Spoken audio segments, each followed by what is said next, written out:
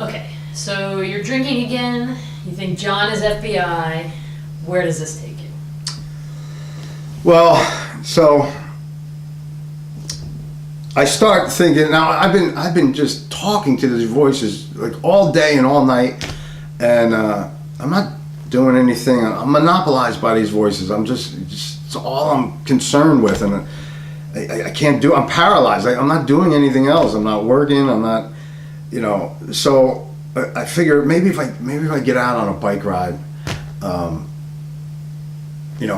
can get away from them. But I'm getting the big bottles of Absolute, and I'm putting away half of it pretty quickly before I even get on my bike. Now, I'm a night owl, so I'm going out at like 2, 3 in the morning. It's very peaceful then, there's not much traffic. I'm taking side streets anyway, so I thought it would be good. For some reason, now I thought I should have been a little buzzed, or at least for some reason, the voices are telling me they were keeping me safe and they were preventing this alcohol. And so I'm starting to think they're a little spiritual maybe, because I didn't feel that drunk when I'm riding. I should have been. Maybe I wasn't, I didn't realize it.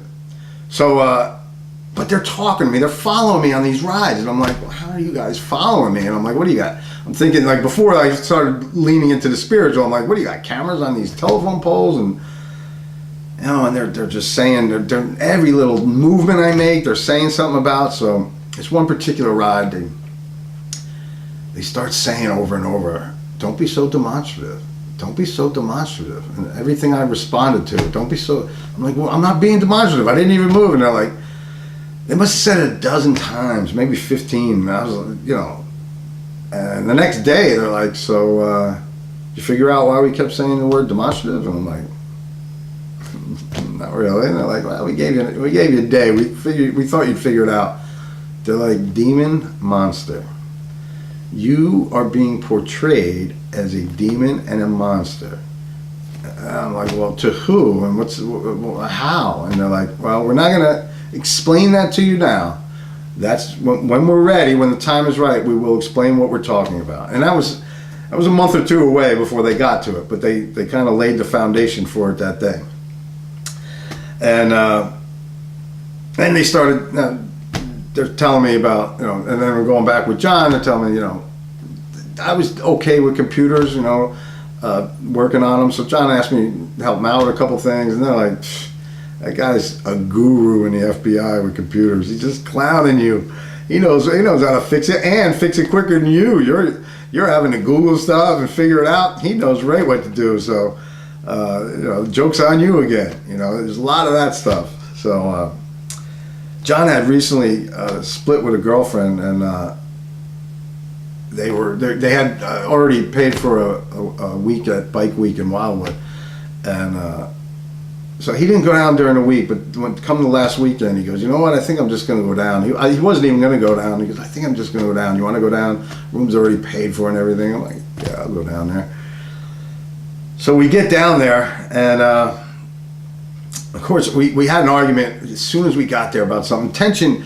I'm causing a little tension because I'm frustrated that on one hand, John seems like a good friend, like I'm hanging out, we're having fun, we get laughs together, he's got, have a few beers together, but on the other hand, I'm thinking, meanwhile, he's not really my friend. I got to keep in mind he's FBI, but like my family, they're kind of little, they know something's wrong, like, and I have my own feelings of isolation, so John's like the only guy I even socialize with at this point, so I'm like, you're a little pissed at his FBI, but at least you got someone to talk to. So, little tension. So, I don't even know where he was, but I'm sitting out on our balcony. It was a third or fourth floor.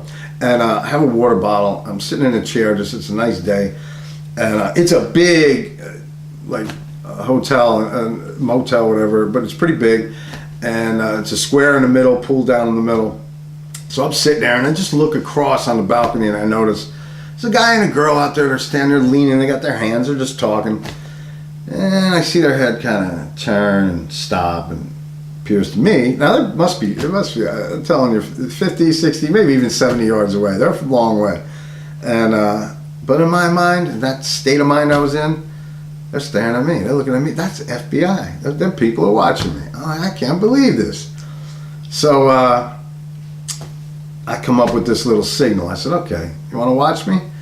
All right. And the voices are telling me, oh, they're watching you close. They got cameras on you right now. They can see everything. Send them a message. So I said, okay. So I take the water bottle top, the cap, and I put it on my leg, and I'm purposefully, like dramatically flipping it over, more than just a fidget. Like I'm flipping it. And I did that 15 or 20 times. And then I took it, I put it on my chest like this, and then I just took my middle finger and just put my finger out like that. And I did each of them for like 5 or 10 seconds. And the message I was trying to send, which I figured they got very clearly and could decipher, was how could you flip people so close to my heart, meaning my family and friends? Fuck you guys. And I felt they got that message loud and clear.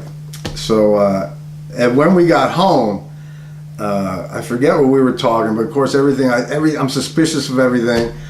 And John said something, and I said to him, don't you realize this is the first time I'm trying to give him a little hint. I got this spiritual help.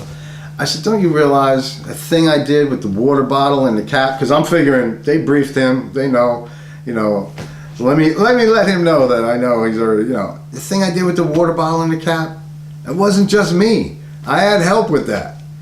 And again, he doesn't really, probably didn't even want an explanation, like say, what are you talking about? Because we've been down that road, and all my explanations just probably made me sound crazier. I still have never I've talked to John since, all that happened, but it's like the elephant in the room that no one talks about. Like, if we don't talk about it, maybe none of that happened. So I've never asked for the perspective of the people on the other side to see what they were thinking when I was saying this stuff, because it's probably way different than what I thought. Yeah. So when he didn't, it was just confirmation for me that, he didn't even question it. That's because he's got a guilty mind. He knows he's FBI. So to me, it's just building up that the voices, what they're telling me, is real.